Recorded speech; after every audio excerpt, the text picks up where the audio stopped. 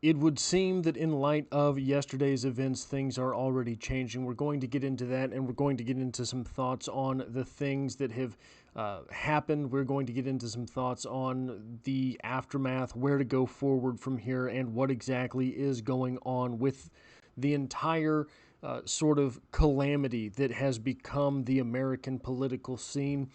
And here is where I want to start. We have, pardon me, I'm learning a new editing software, so this might take me just a moment. I apologize if I can figure this out. Here we go. Middle Tennessee State University employee fired after inappropriate and callous comments after death of Charlie Kirk. This is from a local station. An employee at Murfreesboro Middle Tennessee State University has been fired for comments made after the death of conservative activist Charlie Kirk. Kirk was killed Wednesday by a yet unidentified gunman who fatally shot Kirk during an event on the campus at Utah Valley University Wednesday in Orem, Utah. NBC Nashville affiliate WSMV identified the employee as Laura Sosh Lightsey, the now former assistant dean at Middle Tennessee State University. An assistant dean with these ridiculous comments. Her post on Kirk's death were, "Looks like old Charlie spoke his fate into existence." Sosh Lightsey said, "He begets hate, zero sympathy." MTSU President Sidney A. McPhee said in a Facebook post, an MTSU employee today offered inappropriate and callous comments on social media concerning the horrific and tragic murder of Charlie Kirk. The comments by this employee, who worked in a position of trust directly with students, were inconsistent with our values and have undermined the university's credibility and reputation with our students, faculty, staff, and the community at large. The employee has been fired effective immediately. We extend our deepest sympathies to the Kirk family. I'm going to get into why this is not an issue of free speech in a moment. But this has to be said here. This is not an issue of free speech. This is not an issue of FAFO. This is something different entirely, and it needs to be understood as such. It needs to be appreciated as such, as that it is not an issue of free speech. MSNBC, further, another person has lost their job. MSNBC fires analyst Matthew Dowd for unacceptable comments about Charlie Kirk. I think it is likely we are going to see a rash of media members who are having to find themselves new employ. Dowd had suggested Kirk brought on assassination with hateful words by Joseph Wolfson. This is, I believe, from Fox. I forgot to grab that. But MSNBC has fired political analyst Matthew Dowd for suggesting hateful rhetoric from Turning Point USA co-founder Charlie Kirk led to his own assassination. Two sources familiar with the matter told Fox News Digital. The network previously denounced Dowd's comments on social media. During our breaking news coverage of the shooting of Charlie Kirk, Matthew Dowd made comments that were inappropriate, insensitive, and unacceptable. MSNBC President Rebecca Cutler said in a statement, "We apologize for his statements as has he. There is no place for violence in America, political or otherwise." Now, these are my talking points for this. These people in this story, these people were not fired for what they said. This is not an issue of free speech. They were not fired for what they said. They were fired for exposing what it is that they are, which is, in fact, dullards. These are stupid people. These are people who just kind of have babble come out of their mouth or through their thumbs onto social media. There is no place for this. There is no place for what? There is no place for this kind of stupidity. There's no place for this kind of callous reaction to something as devastating for as many people as this will be devastating, for someone losing their life. These people were fired for not their thoughts. These people were fired for being who they are. It is absolutely how would you say? It is absolutely mind-boggling that someone like that first person was, I believe her actual place in work was, as said there, directly with students. She was the head of student something. I can't remember what it was. Doesn't matter. She's not anymore.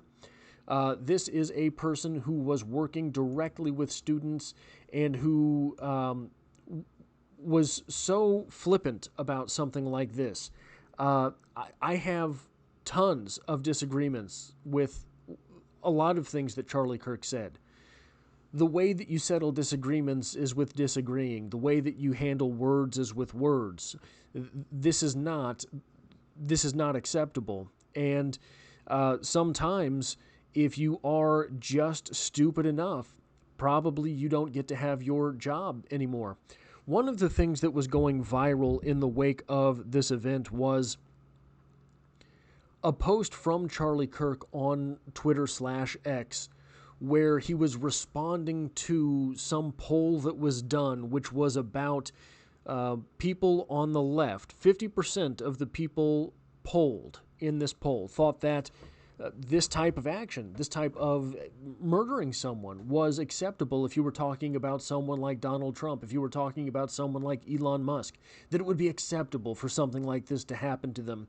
And I think that we are all left to assume that these people believe the same thing about Charlie Kirk. Here's the truly, truly devastating truth about the results of this poll. 50% of the left wing that was polled said this, expressed that they thought it would be acceptable for someone to lose their life over basically opinions, basically their politics, basically in the case of Elon Musk, someone who was a business person, a scientist, an engineer, and took a one-time interest in politics, which is what the last election represented, a one-time interest in politics. 50% of people on the left, well, the sheer numbers of it are that 50% of America is left-wing. So if 50% of 50%, a quarter of Americans believe this, that is roughly 76 million people feel this way. Roughly 76 million people feel this way. That is terrifying. That is absolutely terrifying. That's what? That is 1.5 million people per state on average. 76 million people believe that assassination is, probably okay. 76 million Americans believe that. That should make you stop and think about everyone you pass on the street. Are they one of those people for whom this is acceptable? Now, what is actually going on here? While and whereas these individuals were not fired because of their freedom of speech, because of things they said, these people were fired because they exposed who it is that they really are, who it is that they were on a daily basis, who it is they will probably continue to be on a daily basis. Charlie Kirk was struck down because of things that he said. Freedom of speech is freedom of thought. And make no mistake, that is what is under attack. Freedom of thought is what is under attack. You are not allowed to think the way that you want. There are 76 million Americans, apparently, who think that you should be forced into other opinions. There is a writer. I spend a lot of time with books. You see these behind me. I have a literature channel where I talk about books. And there's a writer who was sort of starkly effective in her prose, Flannery O'Connor. And one of the things that she said, I believe I am attributing this quote correctly, I write because I don't know what I think until I read what I say. And I think that that is not just a quirk of Flannery O'Connor. I think that that is true of most of us. I think that most of us don't really know what it is that we think until we have expressed it in some long form. Because that is where the words coming out of our mouths, the words coming through our fingertips, the words coming through our pen, have to go through so much more mental filtering. And that is what is under attack. That is where we are. That is where we find ourselves.